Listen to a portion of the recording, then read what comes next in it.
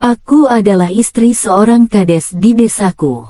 Usiaku 45, waktu menikah dengan suamiku, umurku masih 18 tahun. Anakku 2 orang, laki dan perempuan. Aku rajin merawat diriku, dengan tinggi 168 cm, serta dikarunia kulit putih. Banyak orang yang menyangka bahwa usiaku masih relatif muda. Yah, di usia ini, cobaan datang silih berganti menerpa. Suamiku terserang penyakit paru-paru, yang menyebabkan separuh paru-parunya tidak bekerja. Akibatnya, setiap kami menjalani kewajiban, suamiku tidak seperti dulu. Setiap hari, aku merindukan datangnya saat-saat itu, hal itu membuatku jadi frustasi. Segala caraku tempuh, agar mendapatkan sesuatu yang kurindukan. Tapi apa daya, yang kuperoleh justru jauh berkurang. Kemudian, kulampiaskan frustasiku itu, untuk lebih merawat diriku. Setiap hari aku luluran, dan merawat dengan jamu-jamuan tradisional. Kemana aku pergi, aku selalu memakai pakaian tertutup dan sopan, sebagai simbol, bahwa aku istri seorang kades, dan aku aktif di setiap kegiatan di desa. Seperti malam-malam biasanya, aku memberikan kewajiban suamiku, dan seperti biasa juga, pekerjaan itu hanya sebentar saja, jauh dari kata sempurna. Setelah usai, aku mencuci mukaku, dan kembali ke tempat tidur. Di sana, aku tidak sanggup memejamkan mataku. Aku memutuskan mengambil minuman di dapur. Rumahku yang besar ini, memang sangat tampak sepi. Anak-anakku, yang laki-laki sudah menikah, dan yang perempuan sedang kuliah di luar kota. Aku tinggal ditemani oleh pembantuku dari Madura, namanya Cici. Malam itu, kulihat lampu garasi sudah dimatikan, kulihat pintu kamar Cici masih terkunci. Sayup-sayup aku mendengar suara bersahut-sahutan, yang bagiku itu adalah suara 2 orang, antara lelaki dan perempuan. Dengan hati-hati, tanganku mulai meyibat kelambu. Dan sontak, aku seolah tak percaya, ternyata Cici sedang bersama dengan Narto, tetanggaku. Aku begitu terpukul melihat itu, dengan menyeret langkahku, aku kembali mengambil minuman di kulkas, sambil bersandar tak berdaya di kursi meja makan. Aku sengaja tak membesarkan masalah Cici dan Narto, aku takut, nanti rumah kami jadi pandangan negatif masyarakat, terlebih lagi, suamiku adalah seorang kades. Oh, aku rindu, pikiranku berkecamuk, ingin rasanya aku seperti itu. Setelah mengalami berbagai hal yang mendebarkan, aku menjadi amat lelah, badanku menjadi meriang. Mah, badan kamu kok anget, kata suamiku, sambil menjangkau keningku. Namun, aku hanya tersenyum. Mama istirahat aja ya, aku ada perlu pagi ini, mungkin entar sampai sore, ujar suamiku. Aku hanya mengangguk kecil, lalu, setelah sekian lama aku terlelap, aku dibangunkan oleh rasa laparku. Sebelum aku makan, aku terlebih dulu ke kamar mandi untuk bersih-bersih. Setelah itu, aku berdiri di depan cermin, aku pun melihat rambutku tergerai sepundak. Terlihat, aku sedang begitu frustasi, sungguh aku tidak mampu lagi menahan penderitaan ini. Aku terdiam untuk beberapa saat, sampai aku mendengar ada langkah kaki mendekat. Aku pun bergegas rapi-rapi, dan menuju dapur. Saat itu, ku tengok sekelebat bayangan tampak menuruni tangga. Kukira itu adalah Cici. Aku turun dari tangga, dan menuju dapur. Namun, kudapati dapur dalam keadaan kosong. Kemudian, aku langsung memanggil Cici. Tampak Cici masih mengenakan balutan handuk di kepala. "Kamu tadi bersih-bersih di kamar atas ya?" tanyaku. "Belum, Bu. Rencana bentar lagi," sahutnu. Aku terhenyak memikirkan bayangan tadi. Oh ya Bu, tuh Mas Randy lagi nunggu Bapak dari tadi, ucap Cici. Randy adalah bawahan suamiku yang sering datang ke rumah. Umurnya 33 tahun, sosoknya yang ganteng, didukung perawakannya yang tegap berotot, menjadikan Randy sebagai buah bibir dari ibu-ibu komplekku. Banyak di antara mereka yang menjodohkan anaknya sama Randy, entah kenapa. Dia selalu menolak. Aku berjalan ke depan menemui Randy, kulihat, dia lagi asik dengan HP-nya. Udah lama Ren nunggunya, sapaku pada Randy. Mbak, katanya Cici, Mbak Dewi lagi sakit ya, tanyanya. Kulihat, Randy menjadi salah tingkah. Udah baikan kok, sahutku tersenyum sembari aku duduk di depan Randy. Kamu ada perlu sama Pak Kades ya Ren, tanyaku. Iya Mbak, mungkin bentar lagi beliau datang, udah saya telpon ujarnya. Lalu, terdengar bunyi klakson, aku pun segera keluar membuka pintu. Pak, itu ada yang nunggu, ujarku pada suami di teras rumah.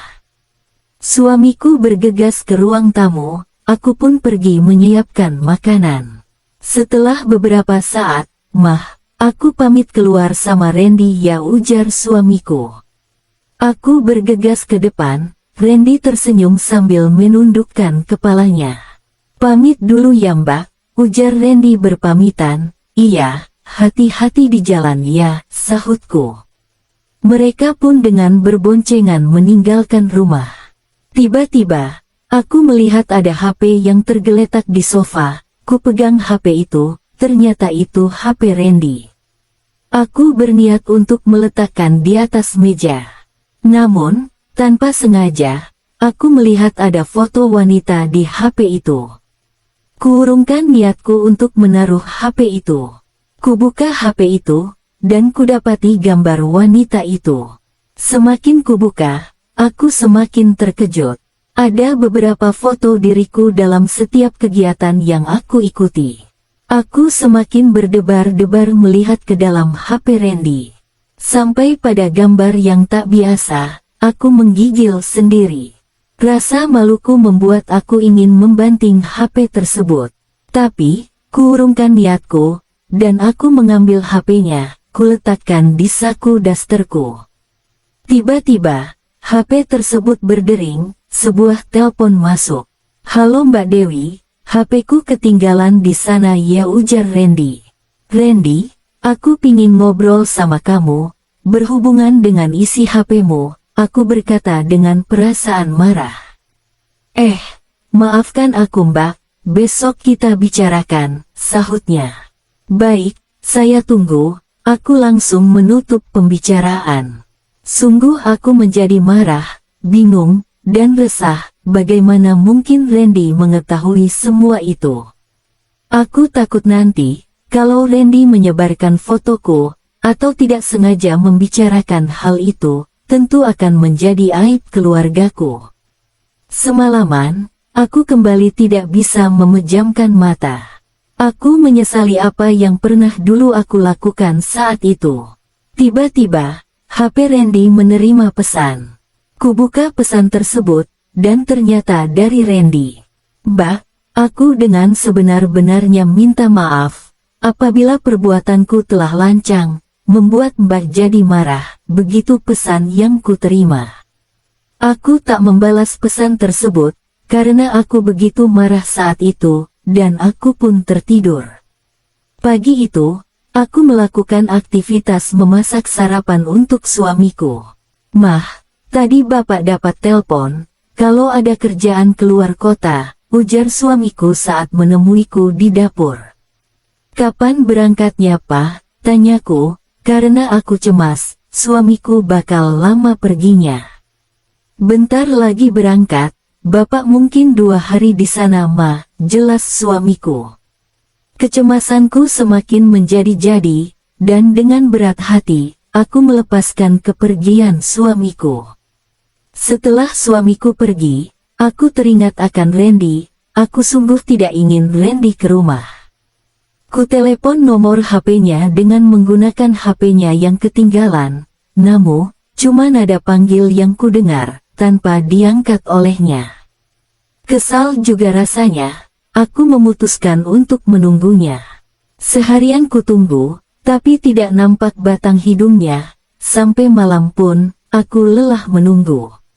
Akhirnya, aku putuskan untuk istirahat, setelah pastikan bahwa rumah dalam keadaan terkunci.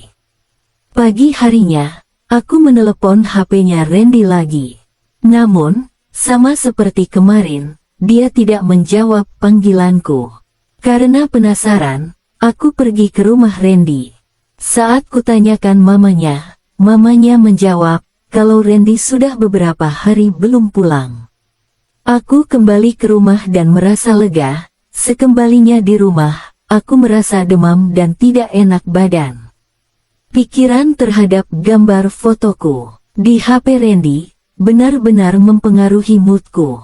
Malam hari, dengan ditemani Cici, aku bersantai di ruang TV. Aku mengenakan balutan jubah agar dapat mengusir rasa dingin. Untuk sesaat, aku terlena dalam mimpi. Dalam mimpiku, aku mendapati suamiku telah pulang. Suamiku datang, dan tanpa salam telah memberi kecup. Tiba-tiba, aku begitu tersentak dengan yang sesungguhnya terjadi. Randy, ujarku, aku terkejut, bahwa yang kecup ternyata Randy.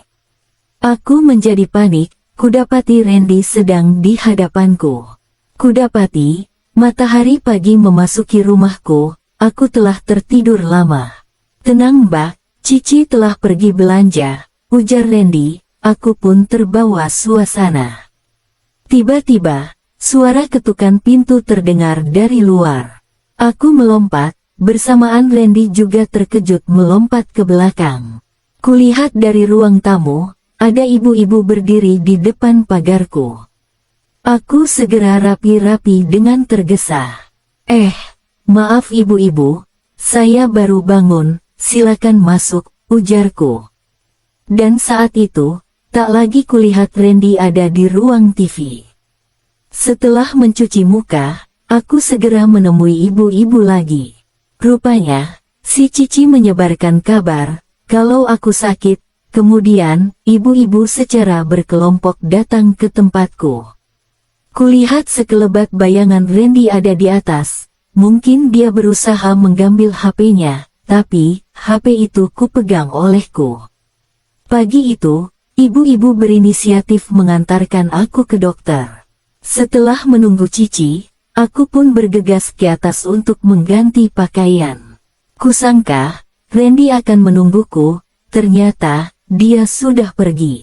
Aku pun ke dokter dengan perasaan tenang. Pulang berobat, aku menyuruh Cici agar selalu menemaniku, aku tidak ingin kecolongan lagi. Singkat cerita, 3 hari telah berlalu, tiba-tiba aku didatangi oleh Randy. Kuterima ia di ruang tamu, dan dengan spontan, aku menamparkan keras pipinya, hingga tanganku kesemutan. Randy, kamu udah melampaui batas, aku membentak dia, dan Randy hanya bisa menunduk. Apakah kau berniat menghancurkan rumah tanggaku, ucapku. Bak, dengarkan aku dulu penjelasanku. Randy berlutut di depanku, aku pun mendudukkan diriku di sofa. Bak, sudah lama aku mencintaimu Bak, kata-kata Randy benar-benar mengejutkanku. Aku bersedia menuruti apa syarat dari Mbak, ujarnya. Tampak matanya sembab, aku percaya akan ketulusan dirinya. Aku hanya ingin kamu menghapus foto-foto itu, dan melupakan kejadian yang kita alami, ucapku. Baik Mbak, aku hanya akan mengambil kartu SIM-nya, sahutnya seraya mengangguk. Kuulurkan HP ke tangan Randy, dengan cepat, dibongkarnya HP tersebut. Lalu, HP itu sudah berpindah tangan ke diriku. Dengan senyum yang dipaksakan, Randy pun pamit. Tak terasa, waktu sudah berjalan sebulan. Aku tak pernah sekalipun melihat Randy lagi ke rumah. Pernah kutanyakan pada ibunya, kalau sekarang dia bekerja di kota dan ngekos di sana. Entah kenapa, setiap aku mengingat tentang Narto dan Cici, aku menjadi sangat terpukul. Dikarenakan kondisi suamiku yang kepayahan, seringkali menjadi kendala kami untuk itu semua. Pagi itu, selepas mengantar suamiku berangkat, aku menerima telepon. "Halo, apa betul ini Mbak Dewi?" Terdengar nada seorang laki di seberang telepon. "Iya benar, saya Dewi, saya bicara dengan siapa ya?" tanyaku. Aku benar-benar tidak mengenali suaranya. "Saya Anton Mbak, saya temannya Randy, bisa kita bertemu, saya sudah ada desa Mbak," jelasnya. Sontak hatiku bergetar, begitu nama Randy disebutkan. Iya, gak apa-apa, saya ada di rumah kok," sahutku sedikit gugup. "Baik Mbak, saya akan segera datang," ujarnya menyudahi pembicaraannya. Aku hanya bisa termangun, dan tak lama kemudian, ada mobil sedan berhenti di depan rumahku. Sesosok pemuda seumuran Randy turun dari mobil. "Permisi Mbak, saya Anton Mbak," ujarnya. "Oh, iya Mas," aku membalas uluran tangannya. "Ada perlu apa ya Mas? Maaf ya, saya tidak bisa terima tamu lama-lama. Suami saya tidak ada di rumah." Aku memberi penegasan, agar Anton segera memberi kabar tentang Randy. "Langsung saja Mbak, kedatanganku ke sini untuk mengabarkan, kalau sudah seminggu ini Randy sakit, sakitnya semakin parah, karena semua makanan tidak dapat dimakan, tiap hari, ia hanya menyebut nama Mbak Dewi. Akhirnya kuputuskan untuk menemui Mbak Dewi," jelas Anton. Aku menghela nafas panjang mendengar ceritanya. "Lalu, apa yang bisa saya lakukan? Saya juga bukan seorang dokter," sahutku. "Setidaknya, jenguklah dia Mbak," ujarnya. "Gimana ya? Saya bingung harus bagaimana," sahutku. "Kalau Mbak masih bingung, aku bisa meninggalkan alamat kontrakan kami," jelasnya, seraya menyodorkan secarik kertas berisi alamat. "Aku pamit dulu ya Mbak," ucapnya, setelah memberiku alamat. Aku hanya bisa memandangi kepergian Anton dari ruang tamuku. Tak lama berselang, aku menjadi gundah, antara rasa kasihan dan gengsi. Akhirnya, aku memutuskan untuk pergi ke alamat kontrakan Randy. Dengan menaiki taksi online, dan sengaja aku memakai masker, agar tidak dikenali orang, aku pun meluncur ke alamat tersebut. Aku telah tiba di salah satu perumahan yang ada di kotaku. Di depan pintu gerbang, aku segera mengetuk pintu. Tak lama kemudian, tampak Anton membukakan pintu gerbang. Rupanya, ia sudah mengenaliku, walaupun mukaku tertutup masker. Mbak, mari masuk Mbak." "Wah, Mbak tampak cantik, walau pakai masker," pujinya. "Iya, makasih," jawabku singkat, sambil aku bergegas masuk, karena aku khawatir, jika ada orang yang melihat. Di ruang tamu itu, aku dipersilahkan duduk oleh Anton, dan dia pamit untuk mengabari Randy. "Maaf Mbak, sebelumnya, aku minta maaf, Randy gak bisa bangun, bagaimana kalau Mbak menjenguk Randy di kamarnya?" ucap Anton. Aku termenung sejenak, sebenarnya, berat juga untuk melangkah, tetapi, sudah kepalang basah. Akhirnya, aku memilih untuk menengok Randy di kamarnya. Waktu pertama aku ke kamarnya, kulihat betapa nik kamarnya itu. Kulihat Randy tergolek dengan muka pucat. "Randy," sapaku, kemudian, Randy langsung memalingkan mukanya menghadapku. "Iya Mbak," jawabnya dengan suara bergetar. Aku hanya berdiri mematung melihat keadaan Randy. Tak lama, Anton datang membawakan minuman, dan menggeser sofa, agar aku bisa duduk di sampingnya. Aku pun dipersilahkan minum. "Minum dulu Mbak, aku permisi dulu ya, ada keperluan," ucap Anton. "Oh iya, makasih ya," sahutku, dan aku langsung meminum minuman yang disuguhkan, lalu Anton pergi keluar. Tak lama kemudian, deru mobil meninggalkan rumah.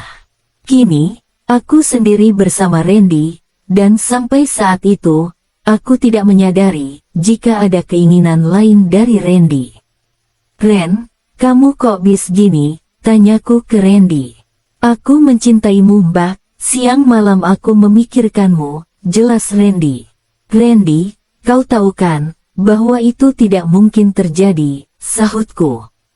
Entah kenapa, aku bergetar, seolah mulai dirambati oleh gejolakan entah dari mana. "Aku tahu, Mbak, maafkan aku ya," sahutnya, dengan tangannya mencoba menjangkau menggenggam tanganku dengan erat. "Mbak, izinkan aku hanya genggam tanganmu, Mbak," ujarnya. Karena rasa iba, kuizinkan Randy genggam tangan. Randy pun menggenggam tangan dengan lembut. Tak ada rasa malu yang tersisa, aku sudah tak peduli lagi terhadap statusku sebagai seorang istri seorang kades. Secercah cahaya putih yang berpendar di matanya, lalu menjadi kabur. Kepalaku menjadi semakin berat, tiba-tiba, gelap telah menutup mataku. Dalam keadaan seperti itu, aku seolah tidak sadarkan diri, gejolakan itu sudah menguasaiku. Dan dalam sekejap, perlahan demi perlahan, semua itu berlangsung. Aku sudah tak memikirkan apapun lagi, karena aku juga sudah lama membutuhkan itu semua. Apalagi, semuanya berlangsung dengan sempurna.